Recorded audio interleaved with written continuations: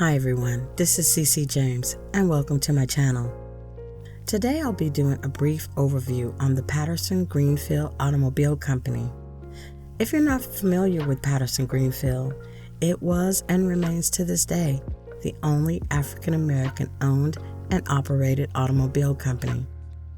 So let's get started, and don't forget to like and subscribe. In the early 20th century, many small auto companies sprouted up across America.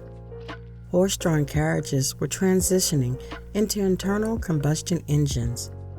Some of these early companies grew to become giants that are still around today, such as Ford and Chevrolet. One such company was C.R. Patterson and Sons of Greenfield, Ohio, makers of the Patterson Greenfield automobile from 1915 to 1918. Though the name is little recognized today, there is in fact a very important reason to ensure that it is not lost to history. It was and remains to this day the only African American owned and operated automobile company. The C.R. Patterson and Sons Company was a carriage building firm and the first African American owned automobile manufacturer.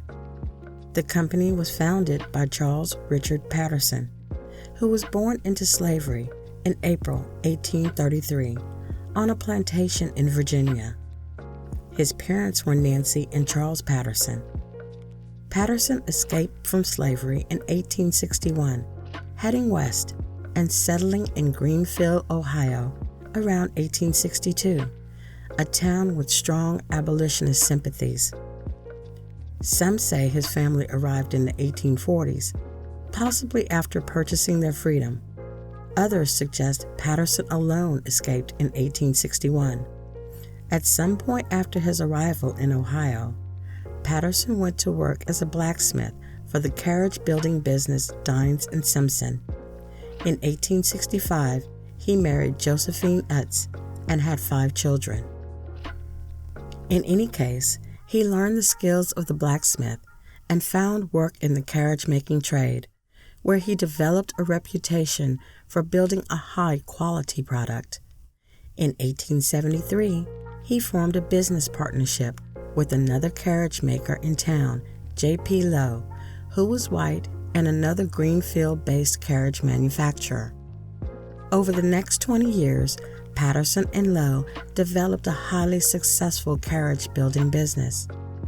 In 1893, Patterson bought out J.P. Lowe's share of the business and reorganized it as C.R. Patterson and Sons Company. The company built 28 types of horse-drawn vehicles.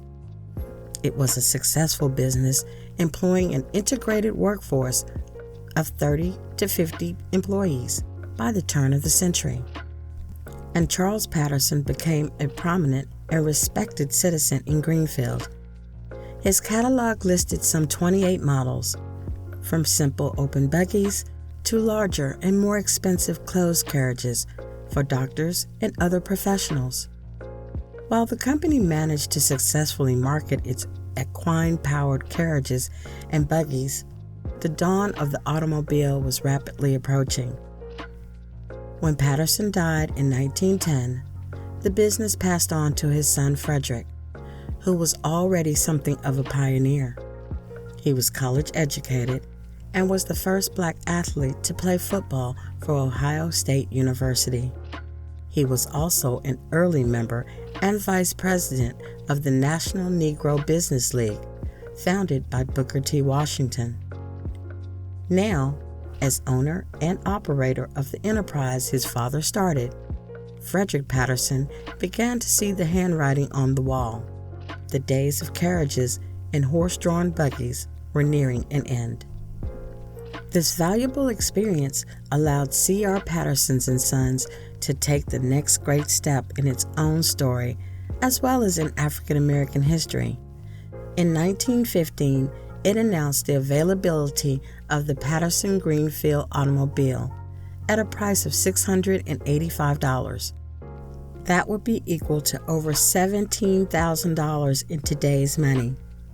With a 4-cylinder Continental engine, the car was comparable to the contemporary Ford Model T. The Patterson Greenfield car may, in fact, have been more sophisticated than Ford's car, but C.R. Patterson and Sons never matched Ford's manufacturing capability. From the company's publicity efforts, it is evident that they were bursting with pride. Quote, "Our car is made with 3 distinct purposes in mind. First, it is not intended for a large car. It is designed to take the place originally held by the family Surrey. It is a 5-passenger vehicle, ample and luxurious. Second, it is intended to meet the requirements of that class of users who, though perfectly able to spend twice the amount, yet feel that a machine should not engross a disproportionate share of expenditure, and especially it should not do so to the exclusion of proper provisions for home and home comfort, and the travel of varied other pleasurable and beneficial entertainment. It is a sensibly priced car. Third, it is intended to carry with it, and it does so to perfection, every conceivable convenience and every luxury known to car manufacture. There is absolutely nothing shoddy about it, nothing skimp and stingy." End quote. Orders began to come in, and C.R. Patterson and Sons officially entered the ranks of American auto manufacturers. Over the years, several models of coupes and sedans were offered, including a stylish Red Devil Speedster. Ads featured the car's 30-horsepower Continental 4-cylinder engine, full floating rear axle, cantilever springs, electric starting and lighting, and a split windshield for ventilation. The build quality of the Patterson Greenfield automobile was as highly regarded as it had been with their carriages. The initial hope and optimism, however, proved to be fairly short-lived. In an age of increased mechanization and production lines, small independent shops featuring hand-built, high-quality products weren't able to scale up production or compete on price against the rapidly growing car companies out of Detroit. In small quantities, parts and supplies were expensive and hard to come by when major manufacturers were buying them by the trainload at greatly reduced costs. Plus, the labor hours per car were much higher than that of assembly line manufacturers. As a result, the profit margin on each Patterson Greenfield was low. In 1918, having built by some estimates between 30 and 150 vehicles, C.R. Patterson and Sons halted auto production and concentrated once again on the repair side of the business. But they weren't done yet.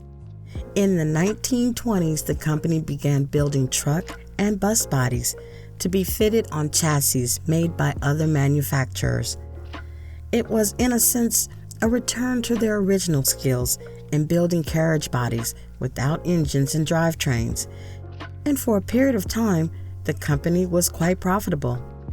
Then, in 1929, the stock market crashed and the Great Depression set in. As with many small businesses, sales dried up and loans were hard to obtain. Frederick Patterson died in 1932, and the company began to disintegrate in the late 1930s. Around 1938, the company moved to Gallipolis, Ohio, changing its name again to the Gallia Body Company in an attempt to restart its prior success. The company, now run by the sons of Frederick Patterson, soldiered on until 1939, when after 74 years, C.R. Patterson and Sons closed its doors forever. No Patterson Greenfield automobiles are known to have survived to the present. I hope you enjoyed this overview over Patterson and Greenfield. and I'll be bringing you other African American moments in history. And before I go, just remember this Sudanese proverb. We desire to bequeath two things to our children. The first is roots, the other is wings. Don't forget to like and subscribe. Until next time.